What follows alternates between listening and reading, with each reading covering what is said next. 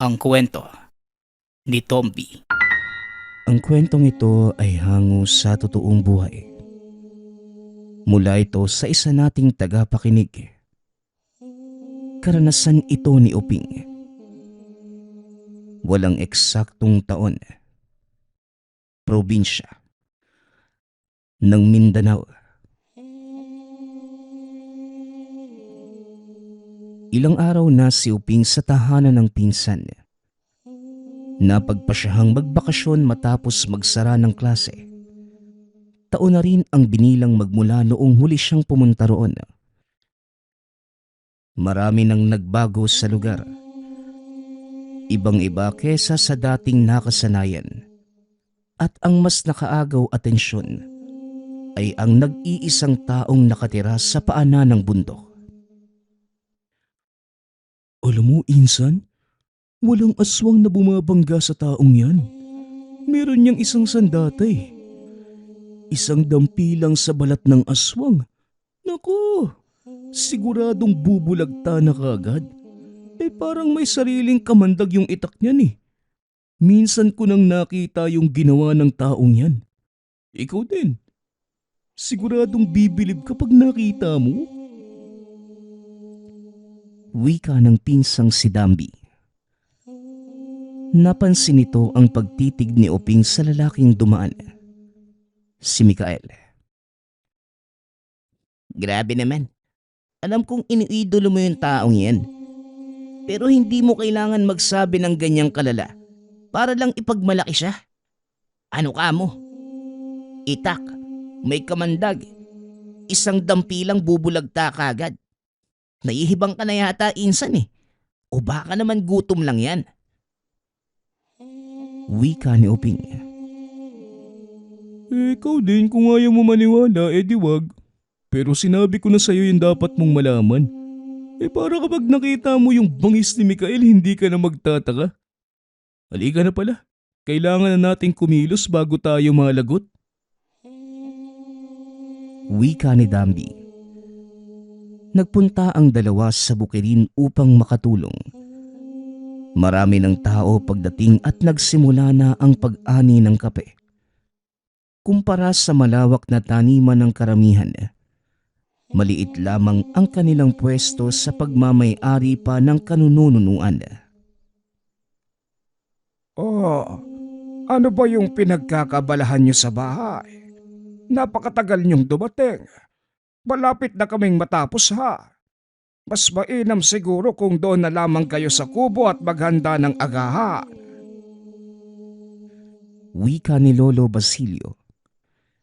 Pinsan ng lolo na ilang taon na rin magmula nang namayapa. Sumunod naman sa utos ang mga ito. Sa kubo na lamang sila. Inatupag ang paghahanda ng agahan para sa iilang magsasakang tumulong sa anihan. Sa kalagitnaan, napansin ni Uping si Mikael na namimigay ng prutas at tinapay. Tignan mo Dambi. Tatakbo ba yan bilang mayor? Parang kanina lang napansin kong namimigay siya roon sa kabahayan tapos dito rin. Mayaman ba yan? Ang dami kasing dala. Tanong ni Uping. Kung salapi lang yung pag-uusapan, wala siya niyan. Pero mayaman siya sa kabutihang loob. Sa tuwing may maani sa sariling taniman, namimigay siya. Kung ano yung biyayang dumarating sa tahanan niya, ibinabahagi niya sa amin. Napakabait, no? Sana tularan siya ng lahat ng taong taga rito. Tugon ni Dambi. Ganun ba? Mayaman nga sa kabutihang loob. Pero baka sa huli, may kapalit rin yan. Malay natin kung ano yung tumatakbo sa isipan yan. Uy, grabe ka naman kay Mikael. Hindi siya masamang tao, no? Dahil kung oo, matagal na sana niya kaming pinabayaan sa mga aswang na basta-basta na lang sumasalakay. Alam kong hindi magandang impluwensya yung lugar na pinanggalingan mo. Pero wag mong itulad dito dahil kahit ganito lang kami, may mga tao pa ring maaasahan at mapagkakatiwalaan. Kagaya ni Mikael. Parang hindi dito pinanganak. Nakaluwas lang ng Maynila. Akala mo kung sino? Minamaliit na yung probinsyang pinagmulan? Wika ni Dambi. Masamang tumitig kay Oping. Hindi naman sa ganun, insan. Ang sa akin lang nakapagdududa kasi. Pero sige, mabait siya. Sabi mo Buling wika ni Oping. Hindi na ito pinansin pa ng pinsan. Ngunit hindi maiwasang maisip ang sinabi ni Dambi na aswang. Sa naaalala niya, wala namang ganon noong dito pa nakatira. Bata pa lamang mga edad 8. Isinawalang bahala na lamang ito at nagpatuloy sa pagmamasid sa paligid. Maya-maya pa, lumapit si Mikael sa mga matatandang magsasaka. Nagmano, nakipag-usap, at masayang nakipagkwentuhan. Lahat ng kilos nito ay pawang kabutihan. Pati pananalita ay mahinahon. Sa kabilang banda naman, hindi matanggap ni Oping na walang tinatago si Mikael. Nakita na niya ang ganitong asal noong kasama sa tahanan ang pangalawang asawa ng ina. Bait-baitan, banal-banalan, ngunit meron palang masamang binabalak sa kanila. Di ako naniniwala. Kahit gaano pa kabait ang isang tao, meron talaga yung tinatagong kasamaan. Iba ang kutob ko sa taong to. Ewan, parang masama Wika ni Oping sa sarili habang nakatingin sa gawin ni Mikael. Oh, akala ko umuwi na kayong dalawa. Napakatahimik na Dambi, tawagin mo na ang lahat para makakain. Oping, dagdagan mo ng pinggan para makasalo na rin si Mikael. Wika ni Lolo Basilio. Kakatapos lamang nitong makipag-usap sa tauhan ng suking pabrika na nagpoproseso ng kape. Nagsalo-salo ang lahat. Sina Dambi at Oping naman ay lumipat sa lilim ng puno dahil hindi na magkasya sa kubo. Habang kumakain, hindi maalis ni Oping ang tingin kay Mikael. Uy, insan, binabae ka ba? Noong nakaraang araw pa kita napapansing nakatitig kay Mikael. Pareho kayong lalaki baka nakakalimutan mo. Hindi kayo talo. Biro ni Dambi. Loko, di ko lang kasi maiwasang isipin na meron talagang tinatago yung taong yan Ganyan kasi si Uncle Juan. Bait-baitan. Tapos demonyo naman pala. Nag-aalala lang ako para sa mga taong pinakikitaan niya ng kagandahang asal Tugon ni Oping. Insan, hindi dahil pareho sila ng inaasta ng pangalawang asawa ng nanay mo, ganyan din siya. Iba-iba ang ugali ng tao. Merong magkapareho ang kilos, pero malaki ang kaibahan. Nakuha mo ba yung anggulo ko? Palibhasa kasi nilalahat mo Makakita lang ng ganito, ganyan kagad ang iniisip. Ang bilis mong manghusga sa totoo lang. Masama yata yung epekto ng hangin sa'yo doon sa nilipatan nyo Hindi talaga Basta, may masama talaga akong kutob sa taong yan. Wika ni Oping.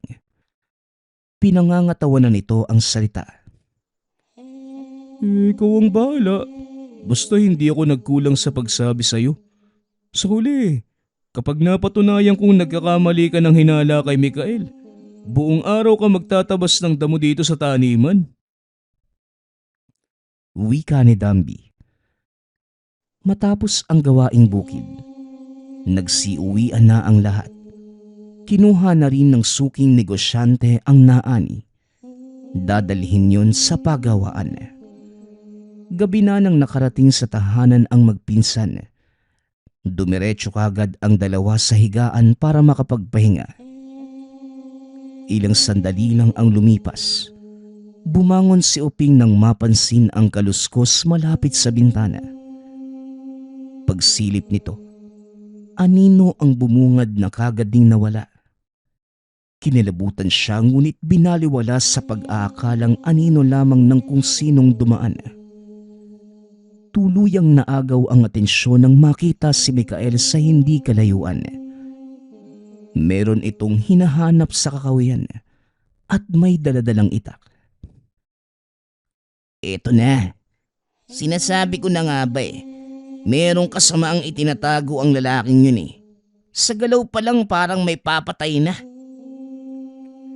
Wika ni Oping sa sarili. Bumangon ito. Sinundan si Mikael. Dahan-dahan at maingat para hindi mahuli. Nakarating siya sa paanan ng bundok at naabutan itong may binubugbog na tao. Walang tigil na pinagsusuntok at nang tangka na sanang tatagain, nagsalita ang lalaki. Hindi na ako uulit. Huwag mo akong patayin. Pakiusap. Pag ako, hindi na ako uulit. Hindi na ako babalik at hindi na magpapakita sa'yo. Kaawaan mo lang ako. Ayaw ko pang mamatay. Pakiusap ng lalaking binubugbog. Ngunit hindi nakinig si Mikael. Patuloy itong binugbog. At sa huli, idinampi ang itak sa leeg ng lalaki. Nanginig ang katawan nito hanggang sa tuluyang nawala ng buhay. Balak pa sanang lumapit ni Oping para marinig ang usapan ngunit hindi na tumuloy. Sa pag-aalala na baka siya naman ang saktan. Nang umalis si Mikael, hila-hila ang katawan. Tumakbo na rin siya palayo. Kinabukasan, parehong nagulat si Dambi at Oping nang makita ang isa pang pinsang babae sa loob ng tahanan. Mahimbing ang tulog nito. Hindi man lamang nila napansin ang pagpasok. Ginising nila at nalamang pinalayas ng kinakasama. Yan! Ang aga kasing kumerengkeng tapos ngayon pinalayas. Hindi ka kasi nakikinig sama ng sama sa kahit sino. Tapos sa huli, didispatsahin lang na parang basura. Wika ni Dambi.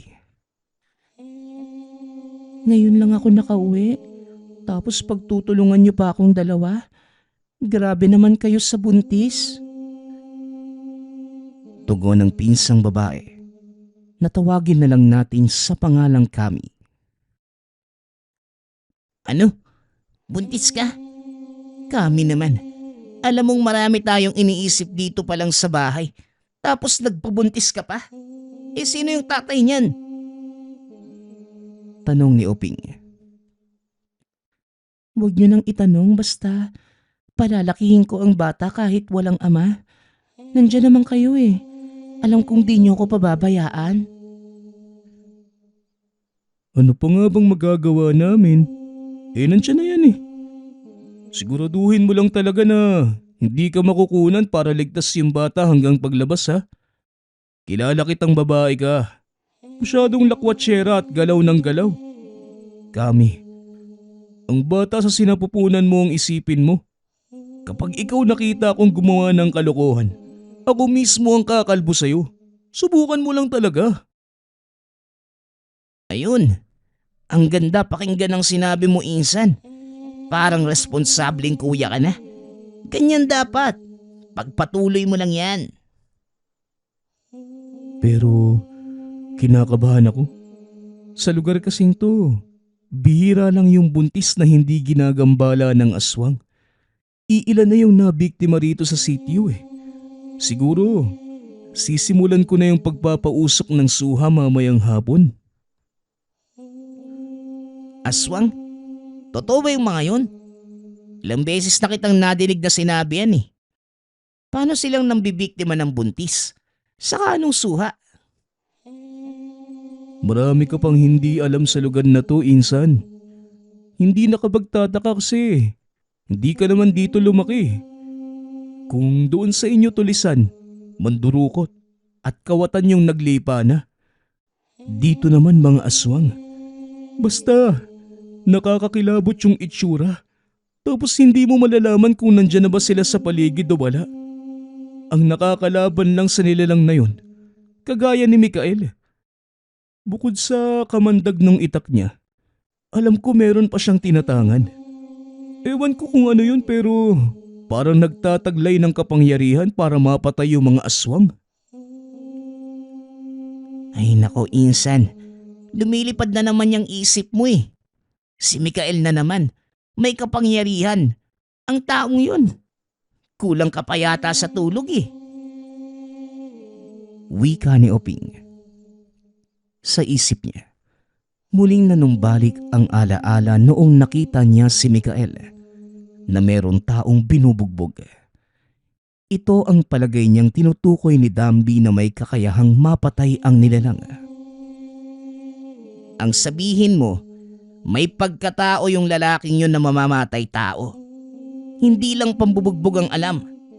Kaya ring kumitil ng buhay nang hindi nagpapakita ng awa sa biktima. Wala.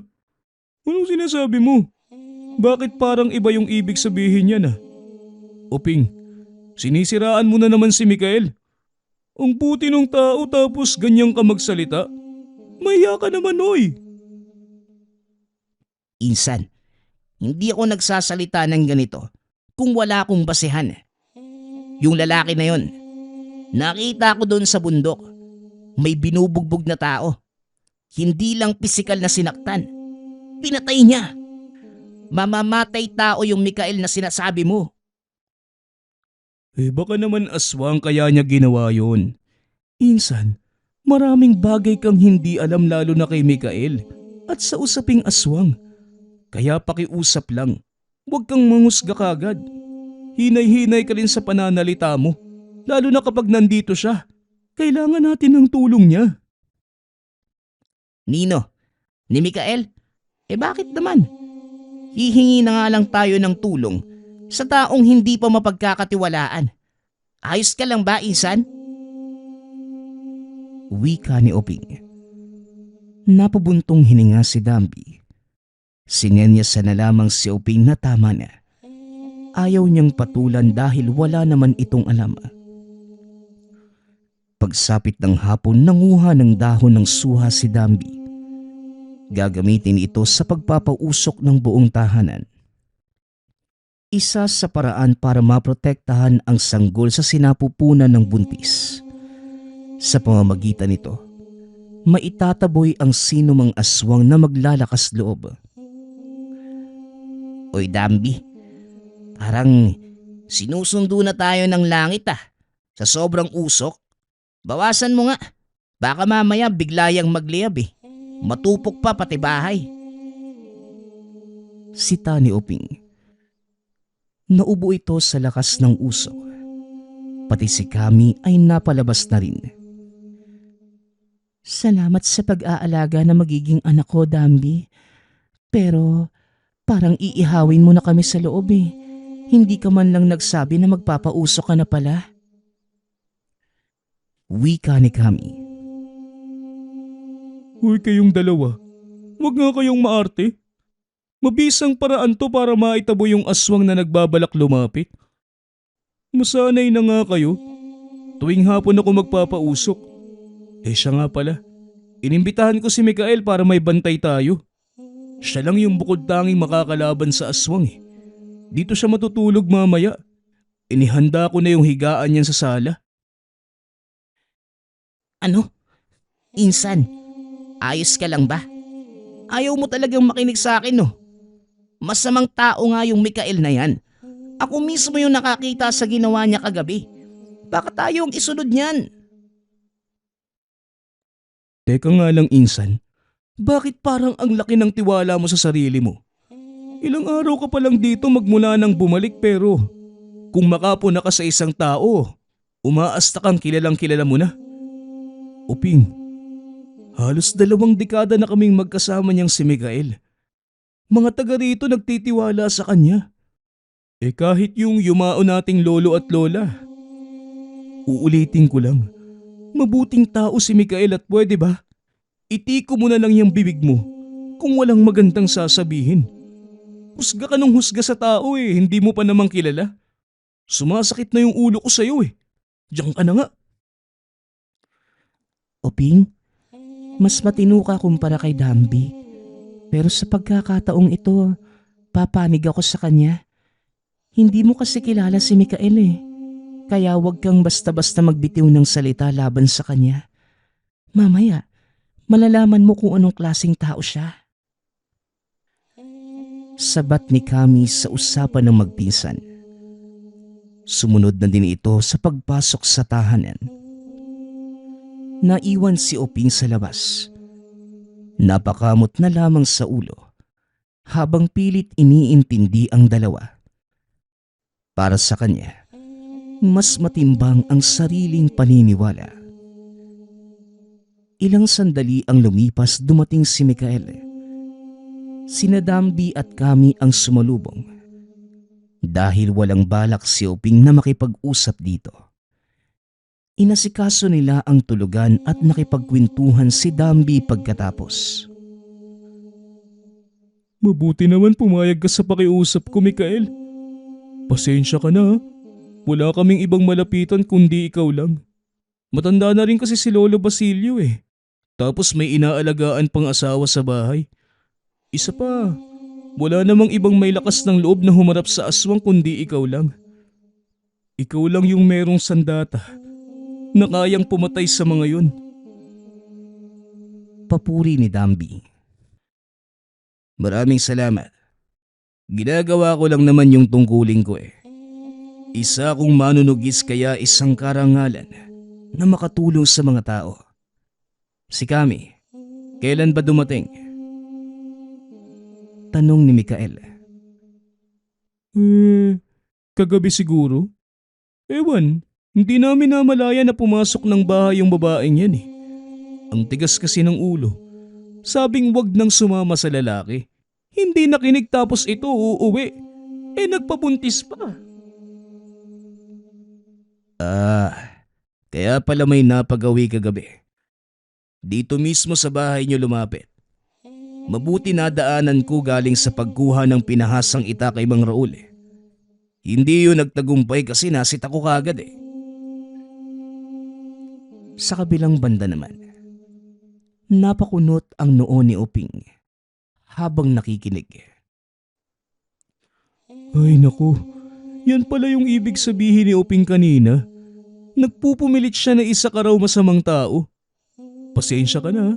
Bagong balik lang siya mula sa mahabang panahon na pagkawala Ako na ang humihingi ng dispensa kung sakaling may marinig ka sa kanya na hindi mo magustuhan. Hayaan mo na, Dambi. Wala naman akong pakialam kung ano man ang sabihin ng iba Ang importante sa akin, nagagawa ko ng maayos ang alam kong tama. Wika ni Mikael. Napabuntong hininga si Oping sa nadinig na usapan. Kahit na ganon hindi nagbago ang tingin niya kay Mikael. Sa sumunod na mga sandali, tulog na ang lahat maliban kay Oping na kanina pa malikot sa higaan. Hindi matahimik ang isipan dahil kasama sa iisang bubong ang taong pinagdududahan. Bumangon ito at tinignan si Mikael sa tinutulugan. Ngunit nang makitang wala ito roon, hinanap niya ito sa labas ng tahanan. Aba, wala pang isang minuto kung lumabas pero may naghahanap kagad May sigarilyo ka ba dyan, pare? Wika ni Mikael. Nakaupo ito sa gilid ng hagdan. Natigilan si Oping nang marinig siya. Gusto ko lang masigurado na wala kang masamang gagawin sa pamilya ko. Tugon ni Oping. Sa paraan ng tingin mo sa akin parang kinasusuklaman mo ko Bata, hindi ko ikakagalit kung yan ang palagay mo. Hindi naman tayo magkakilala kaya lang maiksi ang pasensya ko sa ganyang tinginan bakit? Susuntukin mo ko? Sabi ni Dambi, malakas ka raw Totoo ba? Pakitaan mo nga ako. Tanong ni Oping nang makitang nagkuyom ito ng kamao. Natawa si Mikael sa sinabi niya. Lumapit ng kaunti sabay sabing, "Alam mo bata, hindi ko sasayangin ang sariling lakas ko para sa taong tulad mo. Isa pa, wala naman akong dapat patunayan sa'yo eh." Wika ni Mikael. Kinabahan naman si Oping nang makita itong dumampot ng itak. Anong gagawin mo? O di ba? Masama ka talaga eh. Pakitang tao ka lang. Wika ni Oping. Natatarantang bumalik sa loob ngunit laking gulat nang hindi sumunod si Mikael. Pagsilip niya naglakad ito papunta sa likod ng bahay. Ilang sandali pa madidinig ang kakilakilabot na hiyaw. Oping, gisingin mo si Kami. Siguraduhin mong ligtas siya. Nasaan si Mikael? Nasa labas? Dito ka lang sa loob ha. Pupuntahan ko siya. Wika ni Dambi ng magising. Naguguluhan si Oping sa ikinikilos ng pinsan. Ngunit minabuti niyang sundin ang sinabi nito. Ginising si Kami, sinamahan sa kwarto. Binuksan ng kaunti ang bintana para makita ang nangyayari sa labas. Mula roon, bumungad si Mikael na hinuhuli ang nawawalang aswang. Iniinda nito ang sugatang braso. Ngunit nang makabawi, sumugod ng sumugod. Pasimpleng sinalubong ng kamao nito ang mukha ng nilalang. Parang may malakas na puwersang lumabas dahilan para mapasubsob sa lupa. Nangisay kagad at hirap na sa pagkilos. Yan! Yan yung napala mo. Naglakas loob ka kasing pumunta rito eh. Meron kaming Mikael. Malakas kaya yan. Lasapin mo yung kamandag niya. Sunod-sunod pang suntok ang pinakawala ni Mikael. Hindi na rin mamukaan ang nilalang dahil sa pagkawasak ng muka't bungo. Saka lamang tinigilan ng makaramdam ng pagod. Mikael, pwede na yan. Patay na eh. Ayos ka lang ba? Ayos lang ba yung kamay mo? Kung gusto mong ipagamot, sabihin mo lang ako ha. Wika ni Dambi.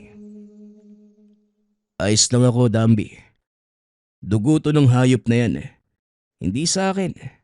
Siya nga pala. Meron kang posporo dyan. Pairam nga sana. Susunugin ko lang yung bangkay ng animal na to. Pinahiram naman ito ni Dambi. Sasama rin sana sa pagligpit ng katawan. Ngunit hindi pumayag si Mikael. Sinigurado pa nitong wala ng ibang nilalang sa paligid bago umalis. Sa kabilang banda, hindi nakapagsalita si Oping. Dahan-dahang napagtanto ang nangyayari at nahihiya sa sinabi tungkol kay Mikael. O ano, natahimik ka na. Binali yung paniniwala mo sa nakita mo ngayon ano? Sabi naman kasi sa'yo, iba si Mikael sa mga taong nakasalamuha mo dati.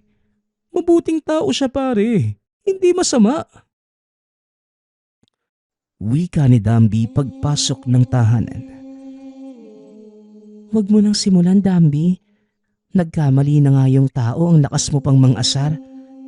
Pero tama nga naman, Oping. Huwag kang basta manghusga sa isang tao base lamang sa kung ano ang nakikita mo. Hay nako, bahala na nga kayo dyan. Matutulog na ako ulit. Nakakaantok eh. Pakisabi kay Mikael, salamat sa pagliligtas sa akin ngayong gabi ha. Wika ni Kami. Matapos ang tagpong yun, dito lamang unti-unting naiintindihan ni Oping ang lahat. Tama nga ang mga pinsan. Mabuting tao nga si Mikael at hindi ito katulad ng ama-amahan. Ilang oras pa ang lumipas Nakabalik na si Mikael. Sinalubong ito ni Dambi at inasikaso sa pamamagitan ng pag-alok ng masusuot. Nangangamoy ang damit nito buhat sa pagkapit ng amoy ng pinuksang aswang. Lumapit si Oping para sana humingi ng dispensa. Ngunit nagmamadalang lumabas si Mikael matapos mapansin ang presensya ng nilalang sa paligid. Dambi, puntahan mo si Kami. Magbitbit ka na rin ng kahit anong patalim. May naaamoy ako rito sa labas. Mukhang meron pa tayong nakaligtaan. Utos ni Mikael. Mas lalong nadagdagan ng nararamdamang kahihiyan ni Oping sa ikinilos nito. Malinaw pa sa sikat ng araw ang pagkatao ng lalaking hindi pinagkatiwalaan. Insan, mamaya ka na magsisi sa lahat ng sinabi mo. Kailangan ko kasi ng tulong mo rito eh. Tumayo ka dyan. Bitbitin mo tong itak. Panakot lang sa aswang baka kasi makapasok bigla eh. Hindi natin alam yung takbo ng pangyayari. Wika ni Dambi. Sumunod naman si Oping. Ilang sandali ang lumipas, pumasok ng tahanan si Mikael. Wala itong nahuling aswang dahil mabilis na umalis bago pa naabutan. Sa katunayan, hindi naman niya nakita. Napansin na lang ang pagkawala ng samyo sa hangin. Kinabukasan nagpaalam si Mikael. Meron itong mahalagang gagawin sa personal na buhay. Nilagyan na lamang ng mga samut-saring pangontra ang tahanan upang maging ligtas ang pagbubuntis ni Kami habang wala ito bilang bantay. Hindi kampante si Dambi ngunit wala ring magagawa sa pasya nito. Sila na lamang magpipinsan ang nagtulong-tulong sa pagbabantay.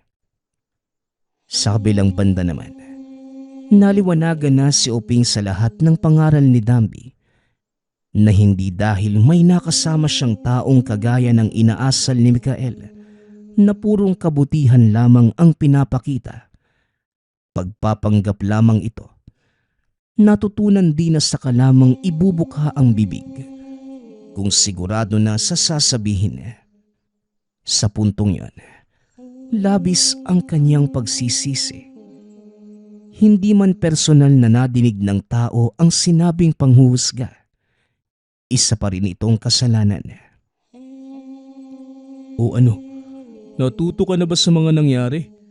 Nilalahat mo kasi. Hindi lahat ng tao sa mundo, kagaya ng amain mong tarantado at puro pakitang tao.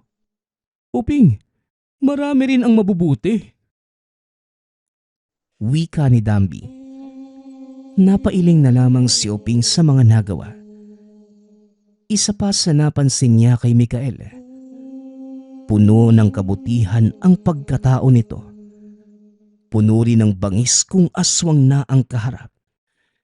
Hinding-hindi niya malilimutan nang minsang masilayan ang kamandag ng itak ni Mikael. Ang susunod nating kwento ay mula sa isa nating tagapakinig. Karanasan ito ni Hiro. Walang eksaktong taon.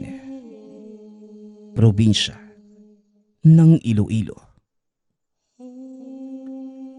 Si Hiro ay pangalawa sa kanilang magkakapatid. Bata pa lamang, nakakaranas na ito ng mga kakaibang pangyayari na hindi lingid sa kaalaman ng mga tao sa kanilang baryo. Isang araw. Hiro, nasan ka bang bata ka? Kanina pa ako tawag ng tawag sa iyo ha. Magmadali ka nga, papalao tayo. Ikaw muna ang isasama ko sa ngayon. Masama yung pakiramdam ng nanay mo eh. Wika ng ama. Tay, sige po. Anong oras po ba tayo aalis? Tay, magbabaon po ba tayo ng panghapunan? Siya nga po pala. Liliban na lang po ako bukas. Wala naman po kaming pagsusulit eh. Pwede ko po kayong samahan sa panghuhuli ng alimasag. Tugon ni Hiro. O siya, sige anak ha. Pwede ka lang lumiban hanggat hindi pa kaya ng nanay mo. Saka anak, gusto kong ayusin mo ang pag-aaral mo ha. Huwag kang gagaya sa amin ng nanay mo na hindi man lang nakapagtapos ng elementarya. Pangako ko po yan, Tay. Magsisikap po ako. Sa ngayon po, gusto ko lang pong maalalayan kayo ni Nanay. O sige na, lagyan mo din ng tubig yung maliit na galon ha. Para may maiinom tayo mamaya sa pagpalao. Bitbitin mo na din yung kalderong pagsasaingan natin at doon na tayo magluluto. Opo, Tay. Nahihanda ko na po. Pag-uusap ng mag-ama. 7:00 ng gabi. Gamit ang maliit na gaserang gawa sa bote ng tanduay na alternatibong ilaw sa madilim na ilog. Inayos ng ama ni Hiro ang mga lambat. Tahimik ang kapaligiran. Tanging huni lamang ng kuliglig at mga ibon sa ilog ang madidinig. Nang biglang napabalikwas si Hiro. Tay, may tiktik. Huwag kang maingay. Oo, nadidinig ko. Nasa malapit lang yan. Ayusin mo ang sagwan doon sa dulo ng bangka. Lilipat tayo ng pwesto. Tay, hindi naman tayo kakainin yan, di ba? Kilala ko yan anak. Hindi niya tayo kakainin. Takot niya lang. Wika ng ama sabay taas ng itak. May dala akong maraming asin, Tay. Naku, subukan niya lang lumupag sa bangka natin. Ay, sus. Hayaan na natin yan anak. Kagaya din natin yan. Naghahanap ng ikabubuhay. Pero wag naman sana tayo. Sa iba na lang. Parinig ng tatay ni Hiro. Alam niyang naririnig sila nito. Bigla na lang may kung anong bumangga sa bangka. Nagbitaw na mabigat na salita ang tatay ni Hiro. Nang muntik itong masubsob. Yawa. Hoy! Magpakita ka ng malaman mo yung hinahanap mo ha. Naghahanap buhay din kami. Yawa ka. Doon ka na sa kabilang ibayo maghanap ng makakain mo. Baka hindi ako makapagtimpe. Baitak pa kita. Sigaw ng ama. Itinaas nito ang itak at akmang hahambalusin ang nilalang. Ngunit bigla na lamang itong lumundag at lumipad palayo sa kinaroroonan nila. Ay, mabuti na lang umalis na. Naku, kung hindi, isasaboy ko na sana yung asin eh. Sino kaya yun, Tay? Ang pangit. Tapos parang namumukaan ko siya. Kung sino mang nasa isip mo anak, siya nga yun. Ang ninang teteng mo. Hindi na talaga yan nadala eh. Muntikan ko na yung mapatay dati. Hindi ko alam bakit siya nakasunod sa atin. Kaya pala kanina, Tay. Bumili ako ng gaas na ilalagay sa gasera natin. Biglang nagtanong kung saan tayo pupunta. Lingid sa kalaman ng mga kabaryo nila na si Ninang Teteng ay isang tiktik. Hindi ito ang unang beses na nakaengkwentro ng mag-ama ang aswang. Bata pa lamang si Hiro. Sinubukan na ng tiktik na yon na makuha ang bata. Ngunit sa kasamaang palad, hindi siya nagtagumpay. Nagmungkahi ang manggagamot sa pamilya ni Hiro.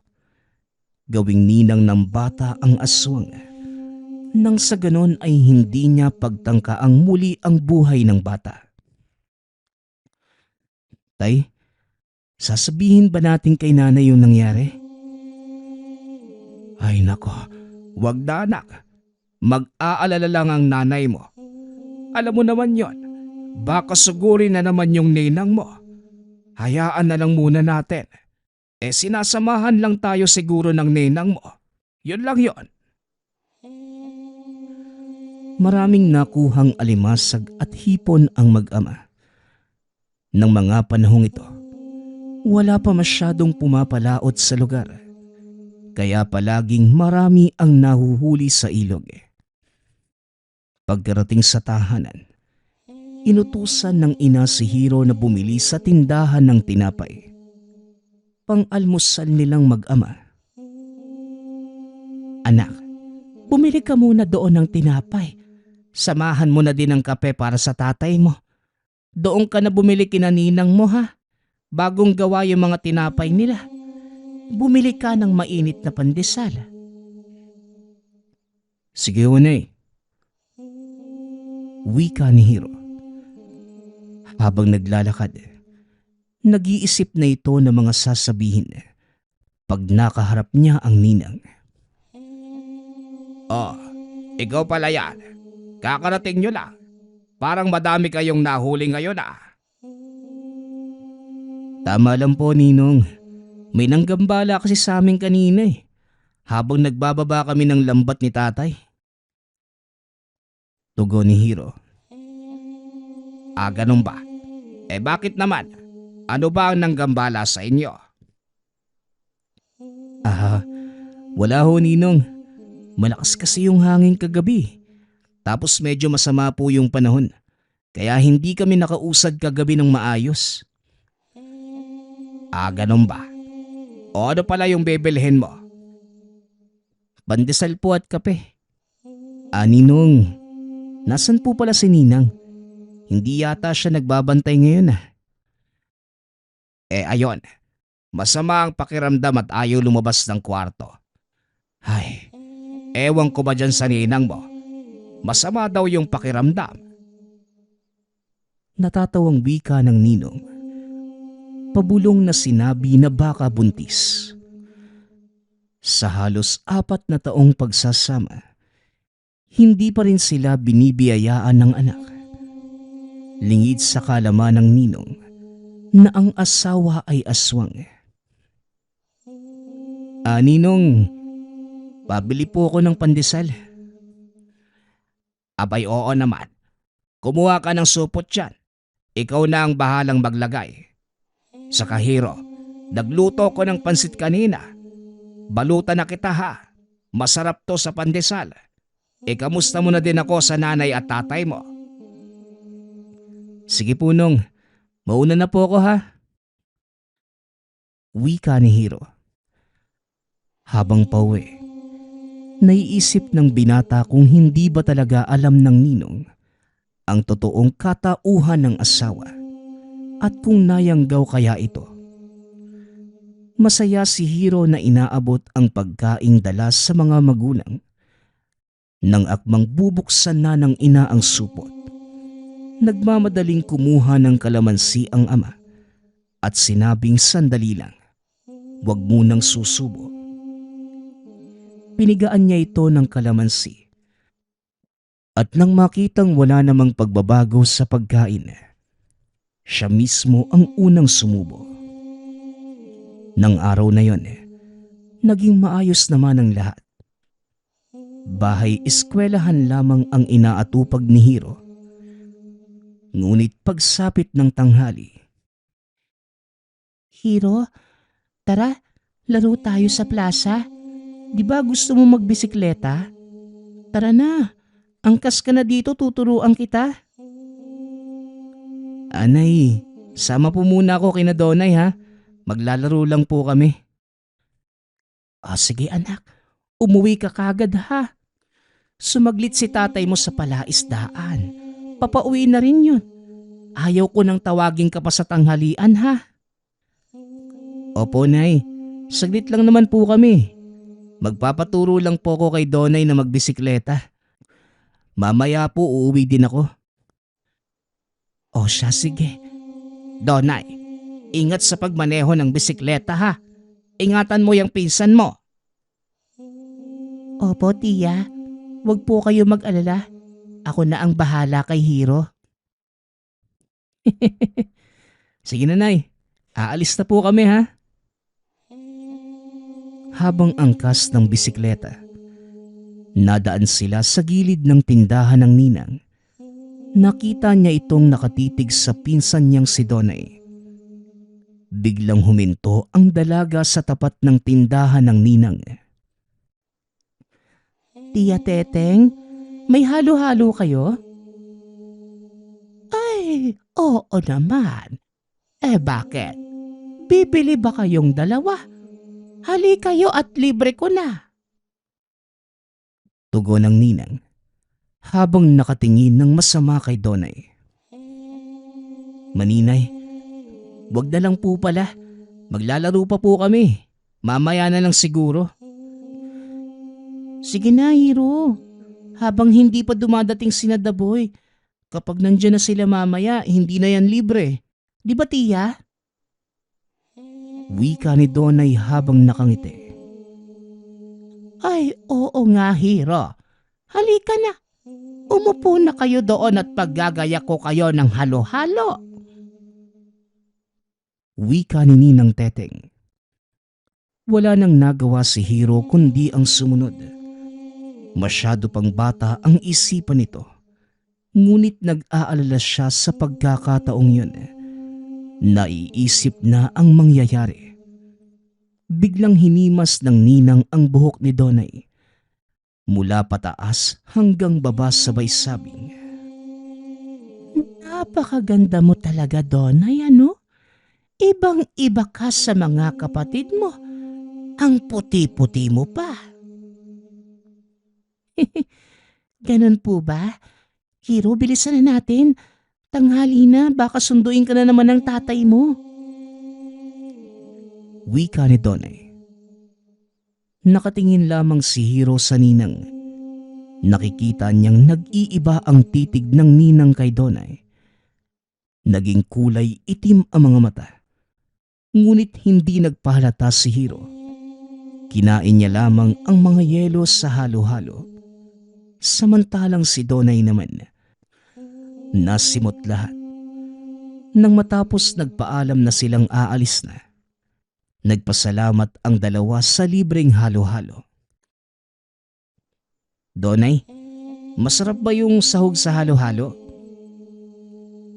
Tanong ni Hiro habang papalayo sa tindahan. Oo, masarap. Bakit kasi hindi mo kinain?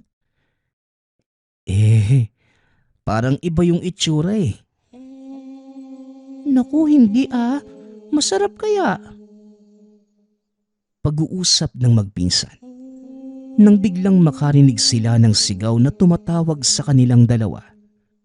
Si Daboy, isa pa nilang pinsan. Oh, Insan, kanina ka pa namin hinahanap. Naku, kanina pa ako dito, no? Kayo nga yung hindi ko makita eh. O ano, tara? Mag-basketball na lang tayo. Uy, sali niyo ako ha. Wag na, hindi ka naman marunong eh. Uy, marunong ako. O sige, kampi tayo tapos kalaban natin si Daboy. Wika ng magpipinsan. Kahit mainit ang panahong yun, naging masaya naman ang magpipinsan. Hanggang sa nagyaya nang umuwi si Hiro para makapananghalian. Hinatid pa rin siya ng mga pinsan sa kanilang tahanan. Hiro, sa susunod sana mas maganda kung agahan natin. Hindi naman tayo palaging nakakapaglaro eh. May pasok. Kung wala naman, kasama mo naman yung tatay mo sa paglaot. Oo naman. Sa susunod, magyayaya tayo. Masaya kaya pag marami. O sige ha, pero dapat gagawa tayo ng grupo. Mahirap, dapat marami tayong maliliit na bola. O sige, gagawa tayo. Sige na, papasok na ako ha. Hoy Daboy, diretso na ng uwi ha. Baka mamaya san pa kayong dalawa susuot. Ang init pa naman. Oo, uuwi na kami. Gutom na din kasi ako eh. O siya, Hiro, aalis na kami ha. Pumasok na ng tahanan ang binata. Ngunit ito na pala ang huling pagkakataong makakalaro niya si Donay. Pagsapit ng hapon, may dumaang ambulansya sa tapat mismo ng tahanan. Sinundan ito ni Hiro para malaman kung anong nangyari. Ano pong nangyayari? Bakit? San po dadalhin si Donay? Naku, Hiro. Dadalhin na muna namin sa ospital yung pinsan mo. Mula nung umuwi kanina, hindi na lumabas ng kwarto. Hindi kumain ng tanghalian. Tapos pagpasok ko sa kwarto kinukumbulsyon. Inaapoy ng lagnat. San ba kayo naglaro? Dun lang naman po sa palaruan eh. Bakit po sa ospital? Ipatingin niyo po muna kay Tio Raboy na albularyo. Alam mo naman, Hiro, hindi kami naniniwala sa mga ganyan. Doktor ang kailangan ng pinsan mo. O sige na, ipanalangin mong maging maayos ang lahat ha. Ipanalangin mo ang pinsan mo. Napatango na lamang si Hiro. Umiiyak habang nakatingin sa papalayong sasakyan. Umuwi ito sa tahanan at kwinento sa magulang ang mga nangyari. Nagtataka ang ama habang nakatingin kay Hiro. Oh, Hiro, saan ba kayo naglaro? May kinain na ba kayo? Tay, hindi po doktor yung kailangan ni Donay. Kailangan niya ng albularyo. Tay, si Maninay. Pinakain niya kami kanina ng tinda niyang halo-halo. Ilang beses niyang hinimas sa ulo si Donay. Diba tay, isa yun sa ginagawa ng mga aswang sa biktima? Pangtanggal po yun ng kaluluwa tay. Pasensya na po, hindi ko kagad nasabi. Anak, hindi mo kasalanan. Buti sa'yo, hindi niya ginawa. Hindi po tay. Si Donay lang po. 10:00 ng gabi. Nasa kwarto ang pamilya nang makarinig si Hiro ng tunda-tunda. Natutunan niya sa lola. Isa itong uri ng hayop na madidinig pag may mamamatay sa pamilya. Uri ng ligaw na espiritu na nangunguha ng kaluluwa ng mamamatay. Bumalikwas si Hiro sa higaan. Tinawag ang mga magulang. Nay, tay, ano na po kaya yung nangyari kina Donay? Umiiyak na wika ni Hiro. Sige na anak, gisingin mo ang mga kapatid mo. Magrosaryo tayo at manalangin na hindi madaig ng demonyo ang pinsan mo. Diyos ko, wala man lang silang proteksyon sa ospital. Nung mga panahong yun, naniniwala ang pamilya ni Hiro sa mga kakaibang bagay. Hanggang sa biglang may dumaan na ambulansya. Nelda, ang mga bata, huwag mong palalabasin kahit anong mangyari. Ako na ang pupunta doong kina Donay. Hiro ang itak. Nasa labas ang ninang mo. Nadidinig ko siyang nakasunod sa ambulansya. Opo tay, nadidinig ko rin. Tay, sasama po ko. Huwag na anak. Delikado. O Diyos ko, tulungan niyo po sana ang pamilya namin. Lingid sa kalaman ng lahat. May kaalaman sa kanan ang tatay ni Hiro. Bago lumabas ng tahanan, nagkarga ito ng pangtigalpo, pangproteksyon sa pamilya. Lalo kay Hiro na umiiyak sa gilid, habang pinapakinggan ang tunda-tunda. Tay, si Donay po. Kunin mo ang tabak ko sa gilid ng higaan namin ni nanay mo. Sige na, kung hindi ka natatakot samahan mo ko. Pupuntahan natin ang bahay ng pinsan mo. Wika ng ama. Hindi naman kalayuan ang bahay ng pinsan. Lumakad na ang dalawa. At habang naglalakad, nag-uusal ang ama habang si Hiro naman nakikiramdam sa paligid.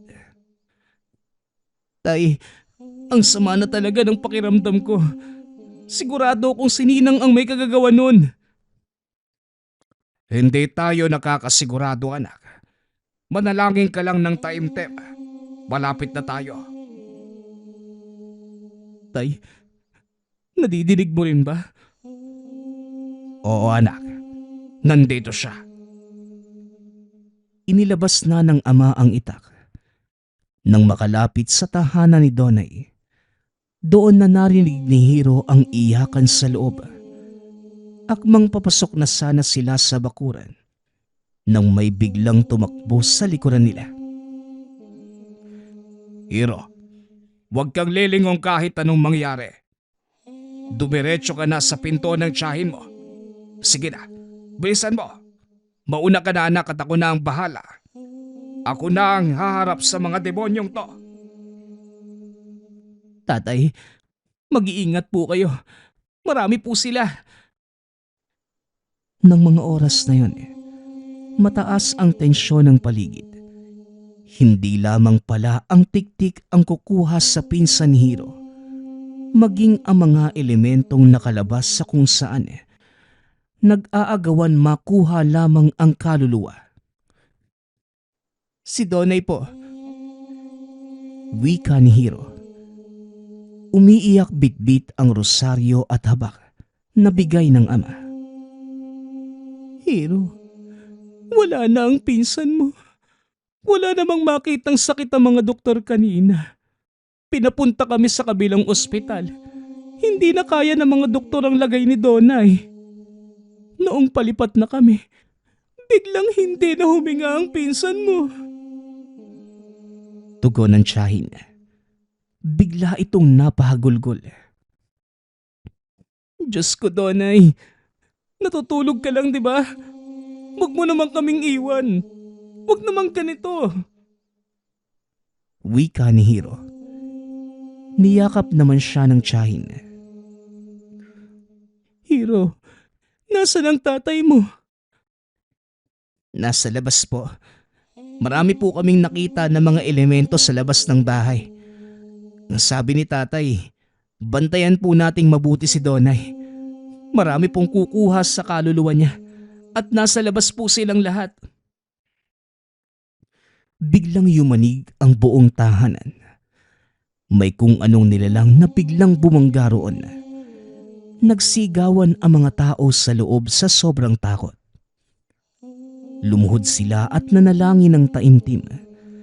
Samantalang ang ama naman ni Donay, bitbit ang itak at tutulong sa tatay ni Hiro. Dong, huwag ka nang lumabas. Bantayan mo ang anak mo. Kukunin nila yan, Dong. Sigaw ng tatay ni Hiro. Dong, paano ka? Kaya ko na to. Ang mga bata sa loob. Pumasok ang ama ni Donay. Biglang sumigaw sa labas ang ama ni Hiro. Mga ehotip, hindi nyo makukuha ang bata kung hindi kayo dadaan sa itak ko. Hoy, ikaw na bruhang tek-tek. Hintayin mong mag-umaga nang maitakitang hayop ka. Wala kang yawa. Biglang tumawa ang tiktik. Sabay lapit sa ama ni Hiro. Hinawakan nito ang kamay at binalibag sa sagingan. Nagtataka ang ama ni Donay. Wala siyang nakikita ngunit tumitilapon ang tatay ni Hiro. Ay, Dong, ayos ka lang ba? Saan ba ang kalaban? Sino? Wika nito. Sabay hambalo sa hangin ng itak. Napasigaw ang ama ni Hiro. Hawak ang dalawang itak. Pinagkiskis ng tatay ni Donay ang mga ito. Nasira nun ang pandinig ng aswang. At habang kinikiskis ng tatay ni Donay ang dalawang itak, bumangon naman ang ama ni Hiro. Tumakbo sa kinaroroonan nito. Gusto mo ba silang makita? Nang walang ano-ano hinilamos nito ang kamay na may laway sa mata ng tatay ni Donay. Ay, Dong, Naudlot ang sasabihin nito at nanlaki ang mga mata sa nakita. Samut-saring elemento ang nakapalibot sa kanila. Sa sobrang takot, naihina lamang ito sa kinatatayuan niya. Hindi alam kung ano ang gagawin. Napasalampak na lamang sa upuan habang nakatingin sa tatay ni Hiro na ng mga oras na yon ay nag-uusal na ng mga pangproteksyon sa loob ng tahanan. Oy Dong, bumangon ka dyan. Ang katawan ni Donay, ibalot mo sa kumot. Ilalabas natin sa bintana. Hindi na si Donay ang nasa loob ng kwarto, kundi isang balat kayo. Dong, may magagawa pa ba tayo? Dalawa lamang ang anak ng tiyuhin. Sobrang mahal na mahal nito si Donay. Ngunit ng mga oras na yun, hindi na kinakaya ng tatay ni Hiro ang pakikipagbunos sa mga elemento. Nais niya sanang mailigtas si Donay. Ngunit sa kasamaang palad ay huli na ang lahat. Pumasok ang tatay ni Donay sa silid. Binalot ang bangkay ni Donay ng kumot. Sabay tawag sa tatay ni Hiro. Dong, tulong. Hindi ko na mabuhat ang anak ko. Sobrang bigat niya. Sandali. Tawagin mo ang asawa mo at lalabas ako. Sa hudyat ko, buksan mo ang bintana at sabay niyong buhatin ang bata. Ipasa niyo sa akin palabas. Anong mangyayari? Paano ang anak ko? Sa ngayon, titignan ko kung may magagawa pa tayo. Sige na, bilisan niyo! Tinawag ng tatay ni Donay ang asawa. Sinunod ang utos ng tatay ni Hiro. Habang umiikot sa labas ng bahay, bitbit ang itak. Sa labas ng tahanan, madidinig ang iba't ibang pag-angil. Ngunit hindi nagpatinag ang tatay ni Hiro, ni hindi man lamang makikitaan ng takot, at buong tapang nitong sinugod ang mga nilalang na naghihintay ng tamang oras para makuha ang kaluluwa. Dong, bilisan mo na! Buksan mo ang bintana at akin na ang bata! Biglang may kung anong puwersa muling bumangga sa tahanan. Nanalangin si Hiro na mga oras na yon. Nanlumo ang lahat ng nakita mismo ng mga mata. Ang pagbabago ng katawan ni Donay. Nang nailabas ito ng bintana, naging sobrang gaan ng bata at nang buksan ng kumot. Laking gulat nila nang masilayan ang katawan ng saging. Nag-iiyakan ang lahat ng mapagtanto na hindi nga si Donay ang laman ng kumot. Napasigaw na lamang ang tatay ni Hiro sa sobrang galit sa mga nilalang. Alam din niyang huli na ang lahat. Patawad, Dong. Hindi na natin maililigtas ang bata. Halika, tulungan mo kong maayos ang katawan niya. Ipinapangako kong magbabayad ang may kagagawa nito. Ngayon, naniniwala na ako sa'yo. Pasensya, Tong. Hindi ako naniwala sa mga ganito noon. Hiluskaan din kita. Oo, magpinsan tayo. Pero patawad. Kung sana pareho mo din akong naniwala sa mga ganito, sana naprotektahan ko din ang anak ko. Maraming salamat. Nandito kayo para tulungan kami. Oo. May sama ako ng loob sa pamilya nyo. Pero sa kabila noon, naiintindihan ko na hindi kayo kagaya ko, na nakikita ang ibang elemento. Hindi ko din kayo masisisi. Sa pagkakataong ito, sana magsilbing aral sa atin ang nangyari. Hindi lang tayo ang nabubuhay sa mundo. May mga nilalang na nakapalibot sa atin, kasama natin. Pero madalas hindi natin nakikita. Bukas na bukas, sasabihin natin sa buong pamilya ang nangyari. Kami mismo magpapatotoo sa kaganapang ito. Maraming salamat, Dong. Kahit may mga hindi tayo pagkakaunawaan, Hindi mo kami natiis. Nandito ka para tulungan kami. Hindi na natulog ang buong mag-anak. Maaga pa lamang sinabi ng tatay ni Donay sa buong angkan sa karatig baryo ang nangyari. Nang oras na yun hindi na sila nag-aksaya pa ng pagkakataon. Kilala nila ang salarin. Nagplano ang buong pamilya na magtawag ng batikang albularyo upang mapanagot ang tiktik sa nangyari. Ngunit sa kasamaang palad, noong siguro nila ang bahay nito, wala na ang ninang ni Hiro. Maging ang asawa nito, nakapanlulumo at hindi nila alam kung saan ito pumunta. Nagbitaw na lamang na mabigat na salita ang ama ni Hiro sa sobrang galit sa ninang. Hanggang sa kasalukuyan, hindi na bumalik ang ninang ni Hiro. Madalas pa rin nilang naaalala ng minsan na mabiktima ang pinsan ng ninang na tiktik. Nagpapasalamat nga pala ako sa lahat ng sumusuporta sa ating channel. Nawa ay patuloy niyong suportahan at pakinggan ang ating mga kwento. Hanggang sa muling pakikinig. Paalam.